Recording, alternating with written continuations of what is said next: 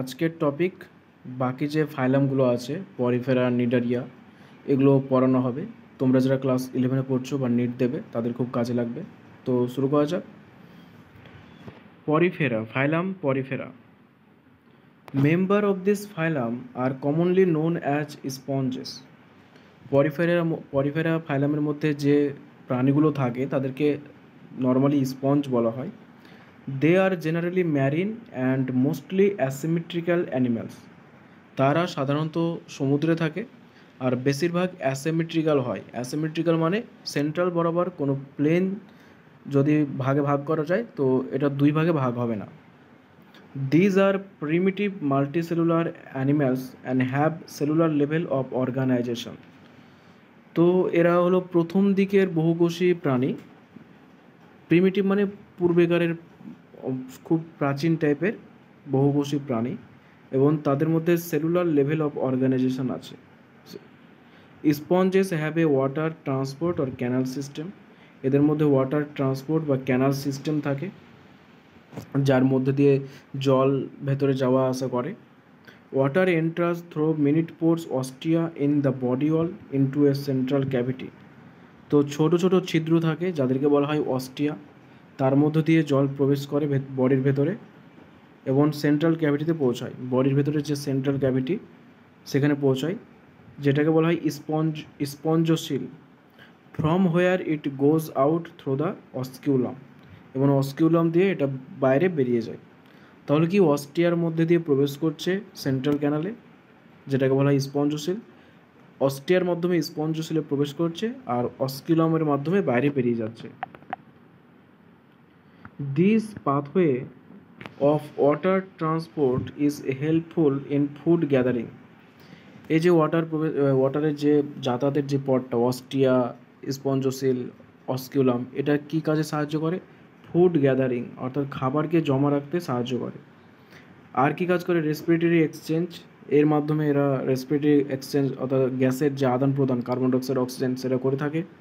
And removal of West, এবং রেচন হিসাবেও কাজ করে, রেচনতন্ত্র হিসাবে যে বিভিন্ন যে বজ্র পদার্থ আছে সেগুলো দেহ থেকে বাইরে বেরিয়ে যায় এই অস্কিউলামের মাধ্যমে।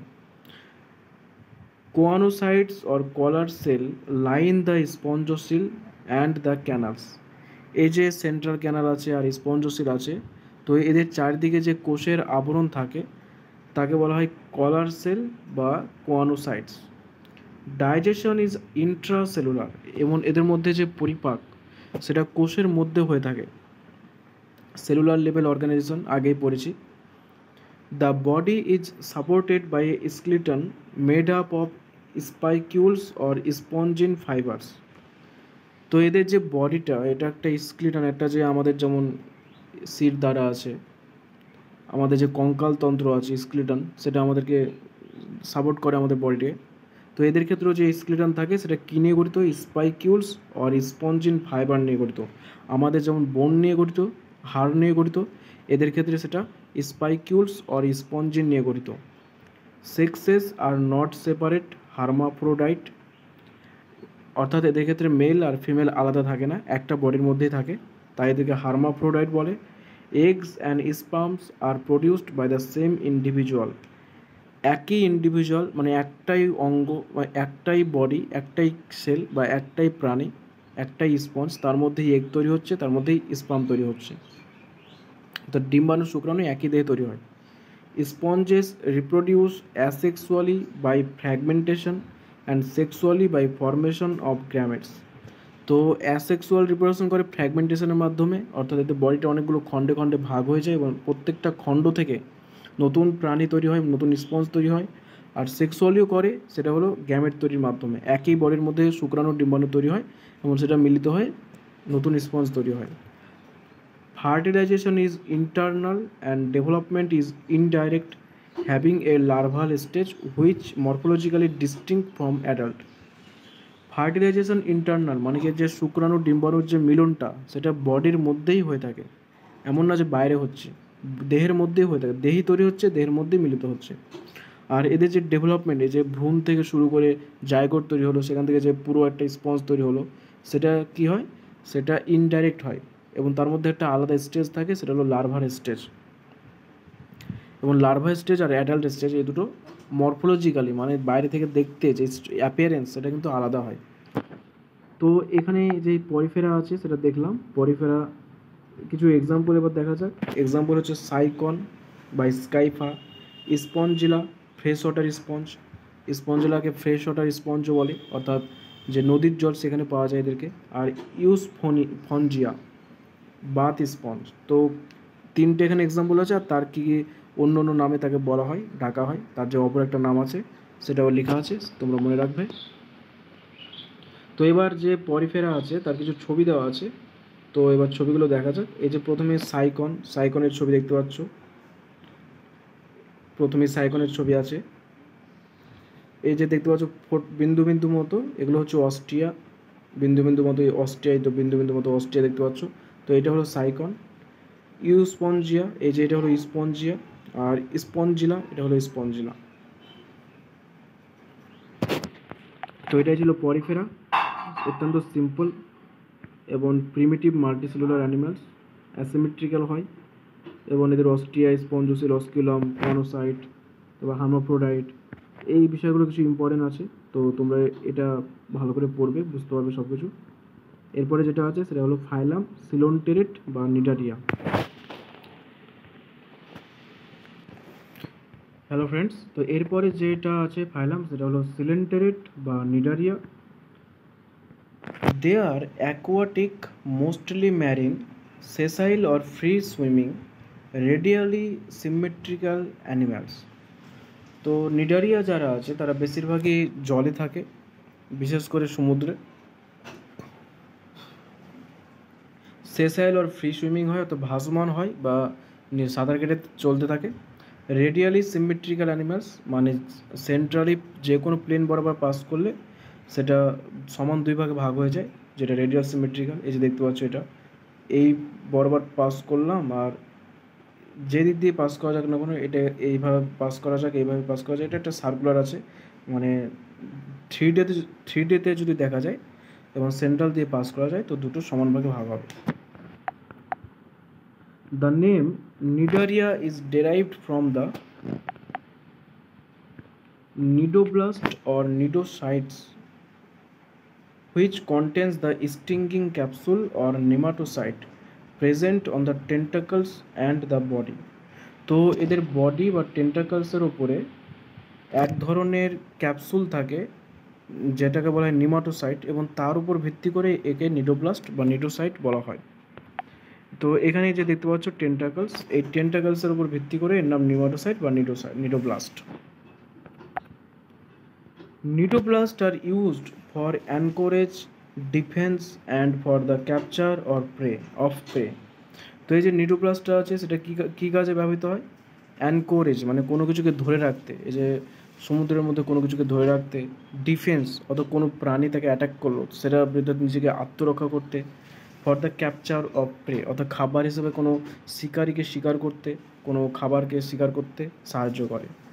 নিডারিয়ান্স exhibit tissue level of organisation and are diploblastic. তো এটা আমরা আগেই পড়েছি, এদের অনেকগুলো সেল মিলে যারা একই রকমের কাজ করে তারা মিলিত হয়ে টিস্যু গঠন করে এবং এটা ডিপ্লোব্লাস্টিক হয়।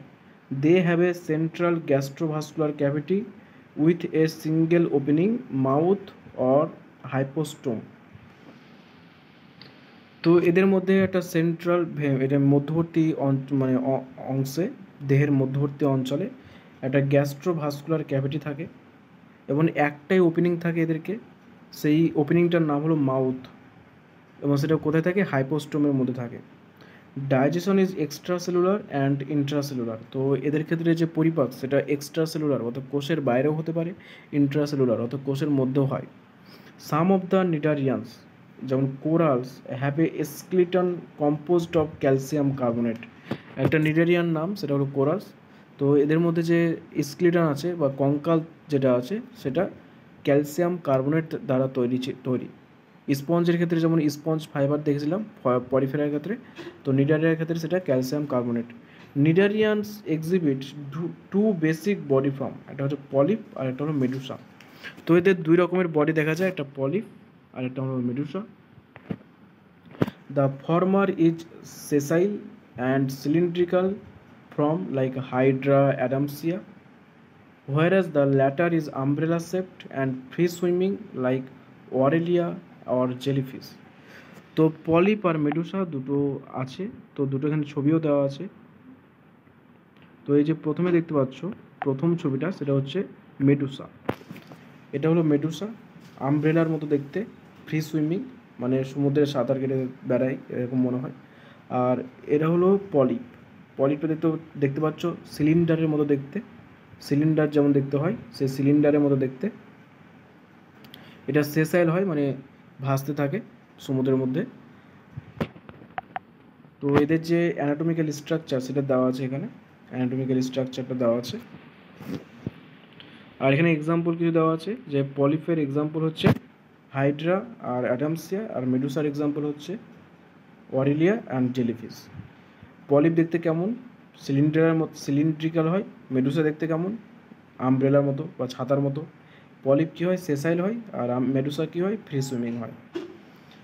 Those cnidarians which exhibit in both forms exhibit alteration of generation বা metagenesis. Polyp produce medusa asexually and medusa form the polyp sexually. Example হচ্ছে ওবেলিয়া। তো কিছু কিছু নিডারিয়া আছে যাদের মধ্যে দুটো দশায় দেখা যায়। কোন নিডারিয়া? নিডারিয়াটার নাম কি? ওবেলিয়া। এবং এই যে মেটাজেনেসিস দেখা যায়, মানে একটা ফর্ম থেকে আরেকটা ফর্মে যে কনভার্ট হচ্ছে, এর জন্য থেকে মেটাজেনেসিস, এটাকে বলে মেটাজেনেসিস। তো এই মেটাজেনেসিস দেখা যায়। তো এক্ষেত্রে পলিপ প্রডিউস মেডুসা অ্যাসেক্সুয়ালি, মানে পলিপ থেকে যখন মেডুসা তৈরি হয় তো সেটা হয় অ্যাসেক্সুয়াল রিপ্রোডাকশনের মাধ্যমে তৈরি হয়। পলিপ থেকে মেডুসা তৈরি হচ্ছে তখন সেটা হচ্ছে অ্যাসেক্সুয়াল রিপ্রোডাকশনের মাধ্যমে হচ্ছে। আর মেডুসা থেকে যখন পলিপ তৈরি হয় তখন সেটা সেক্সুয়াল রিপ্রোডাকশন। তো মেডুসা সেক্সুয়াল রিপ্রোডাকশন করে এবং তার মাধ্যমে পলিপ তৈরি করে। এক্সাম্পল হচ্ছে ওবিলিয়া। ওবিলিয়ার মধ্যে এই দুটো ফর্ম দেখা যায় একই বডিতে। এক্সাম্পল হচ্ছে ফাইসেলিয়া, পর্তুগিজ ম্যানঅপর, তার অপর নাম হচ্ছে পর্তুগিজ ম্যানঅপর। অ্যাডামসিয়া, সি অ্যানিমনি, তার অপর নাম হচ্ছে সি অ্যানিমনি। পেনাটুলা, সিপেনের না পেনাটুলাস। আর গর্জনিয়া বা সি ফ্যান, আর মিনড্রাইন বা ব্রেন কোরাল। তো এখানে 5টা এক্সাম্পল দেওয়া আছে, আর তাদের আরও কী নামে ডাকা হয় সেটাও লেখা আছে। এটা অত্যন্ত ইম্পর্টেন্ট, ভালো করে মনে রাখবে। তো এখানে নিডারিয়া দেখলাম, নিডারিয়ার দুটো দশা, পলিপ, মেডুসা, এবং কোনটা কীরকম গঠন আছে সেটা দেখলাম। নিডারিয়া মেনলি অ্যাকোয়াটিক হয়, তাদের যে দুটো বডি গঠন সেটা দেখলাম। তারপরে এদের ক্ষেত্রে যে একই বডিতে দুটো দেখা যায় সেটাও দেখলাম, যে যেমন ওবেলিয়া। তারপরে এদের নিডোব্লাস্ট, তারপরে টেন্টাকলস কী কাজে ব্যবহৃত হয়, কেন এদেরকে নিডারিয়া বলে, এটা এখানে দেখলাম। তো এরপরে যে ফাইলামটা আছে সেটা হলো টিনোফোরা। তোমরা প্রত্যেকটা লাইন অর্ডার পড়বে, বুঝতে পারবে। এবার যে ফাইলামটা হলো সেটা হলো ctenophora. Ctenophores, commonly known as sea walnuts or comb jellies, are exclusively marine, radially symmetrical, diploblastic organism with tissue level of organization. তো আগে যেটা পড়েছি ওটা এখানে আছে, যে এই যে এদেরকে সাধারণত কী বলে ডাকে? সি ওয়ালনাটস বলে বা কম্ব জেলিস বলে, চিরুনির মতো, তাই কম্ব জেলিস বলে বা সি ওয়ালনাটস বলে। এরা কি হয়? মেরিন হয়, মানে সমুদ্রে পাওয়া যায়। রেডিয়ালি সিমেট্রিক্যাল, এরাও রেডিয়ালি সিমেট্রিক্যাল। এই যে সেন্ট্রাল বরাবর যদি কোনো প্লেন পাস করা হয় তো যেই দিক দিয়ে পাস করা হোক না কেন সেটা সমান দুই ভাগে ভাগ করবে। The body bears 8 external rows of ciliated comb plates. Jellies বলা হয় কেন? কমপ্লেটস দেখা যায়। সিলিয়েটেড কমপ্লেটস মানে সিলিয়া থাকে এবং কমপ্লেটস দেখা যায়। কটা থাকে? 8টা। দেখতে পাচ্ছ 1টা 2টো 3টে 4টে 5টা 6টা 7টা 8টা। এই যে গ্রিন কালারে দেখতে পাচ্ছ এগুলো হলো এক একটা কমপ্লেক্স। টোটাল 8টা কমপ্লেক্স থাকে, হুইচ হেল্প ইন লোকোমোশন। তো এই কমপ্লেক্স কী কাজে ব্যবহৃত হয়? লোকোমোশন মানে স্থান পরিবর্তনে ব্যবহৃত হয়। Digestion is both extracellular and intracellular. এদের ক্ষেত্রেও ডাইজেশনটা এক্সট্রাসেলুলার এবং ইন্ট্রাসেলুলার দুটোই হয়, যেটা আমরা নিডারিয়াতেও দেখলাম এক্সট্রাসেলুলার ইন্ট্রাসেলুলার। পলিপের ক্ষেত্রে কী ছিল? শুধুমাত্র ইন্ট্রাসেলুলার। তো এইভাবে কম্পেয়ার করে পড়বে, কম্পেয়ার করে পড়লে মনে থাকবে। আর এদের সিলিয়া দেখা যায়, যে সিলিয়া দেখতে পাচ্ছ দুটো সিলিয়া আছে দুই দিকে bilaterally. Bioluminescence, the property of a living organism to emit light, is well marked in ctenophore. টিনোফোরার ক্ষেত্রে একটা অত্যন্ত ইম্পর্টেন্স একটা বৈশিষ্ট্য দেখা যায়, সেটা হলো বায়োলুমিনেন্স। বায়োলুমিনেন্স মানে কি, যে বায়ো মানে কিছু কিছু প্রাণী আছে, লুমিনেন্স মানে যারা আলো উৎপাদন করতে পারে বা আলো বিকিরণ করতে পারে, আলো লাইট এমিট করতে পারে, তো তাদেরকে বলা হয় বায়োলুমিনেন্স। এই প্রপার্টিটাকে বলা হয় বায়োলুমিনেন্স, যে living organism to emit light, কোনো একটা জীবন্ত প্রাণী আলোকে নির্গত করতে পারছে বা আলো তৈরি করতে পারছে। তো এই বায়োলুমিনেন্স বৈশিষ্ট্যটা দেখা যায় টিনোফোরার মধ্যে, সব থেকে ভালোভাবে দেখা যায়। সেক্সেস আর নট সেপারেট, এদের ক্ষেত্রেও সেক্স সেপারেট থাকে না, যেটা আমরা পরিফেরাতে দেখেছিলাম। Reproduction takes place only by sexual means, কিন্তু এখানে রিপ্রোডাকশনটা শুধুমাত্র সেক্সুয়াল পদ্ধতিতে দেখা যায়, যেটা পরিফেরা নিডারিয়ার থেকে কিন্তু কিছুটা উন্নত হয়ে গেল ওখানে, কেননা ওখানে অ্যাসেক্সুয়ালও দেখা গেছিলো, কিন্তু টিনোফোরার ক্ষেত্রে শুধুমাত্র সেক্সুয়াল রিপ্রোডাকশন দেখা যায়। Fertilisation is external with indirect development, এবং এদের ক্ষেত্রে ফার্টিলাইজেশনটা এক্সটার্নাল হয়, মানে দেহের বাইরে হয়। পরিফেরার ক্ষেত্রে কী ছিল, দেহের ভেতরে ছিল, কিন্তু টিনোফোরার ক্ষেত্রে দেহের বাইরে, এবং ইনডাইরেক্ট ডেভেলপমেন্ট হয়, ডাইরেক্ট ডেভেলপমেন্ট হয় না, মানে বিভিন্ন দশার মাধ্যমে গিয়ে তারপরে ডেভেলপমেন্টটা সম্পূর্ণ হয়। এক্সাম্পল হচ্ছে প্লিউরোব্রাকিয়া অ্যান্ড টিনোপ্লেন, দুটো প্রাণীর নাম দেওয়া আছে টিনোফোরার মধ্যে পড়ছে যারা, একটা হলো প্লিউরোব্রাকিয়া, একটা টিনোপ্লেন। তো টিনোফোরা অত্যন্ত ইম্পর্টেন্ট, 8টা কমজেলিস থাকে, এই কমপ্লেটস থাকে। আর বায়োলুমিনেন্স এটা একটা ইম্পর্টেন্ট।